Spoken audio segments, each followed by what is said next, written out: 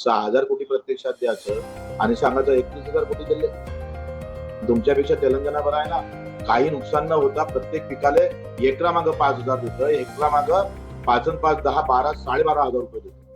काही नुकसान न होता.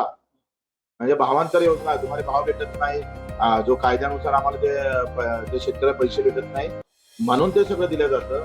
आणि इथं नुकसान झाल्यावर काय दिलं आम्हाला?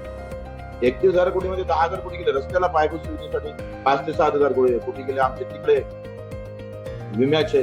आणि एमआरजीएस मध्ये ते पैसे तुम्हाला झोपडपट्टीच्या आता घरकुलाचे पैसे भेटले नाही. पाणी रस्ते 4 महिन्यापासून भेटत नाही.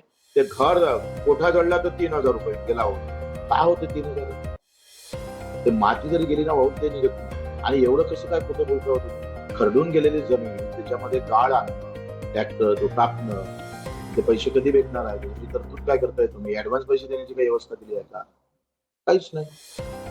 त्याच्यातही तुम्हाला जॉब कार्ड काढावं लागेल.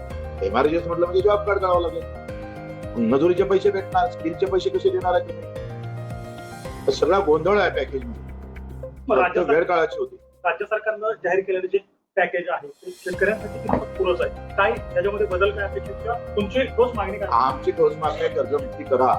कर्जमुक्तीशिवाय शेतकरी करू शकत नाही. आणि तुम्ही एका कंपनीच्या नुकसान भरपाईसाठी म्हणजे प्रोत्साहन निधी देतो, माफ नाही म्हणत.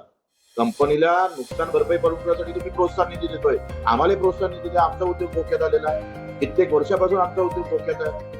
म्हणजे प्रोत्साहन निधी दिली पाहिजे ना. उद्योगाला वेगळा न्याय आणि आम्हाला वेगळा न्याय. 16 लाख कोटी रुपये माफ केले 200 उद्योगांचे फक्त.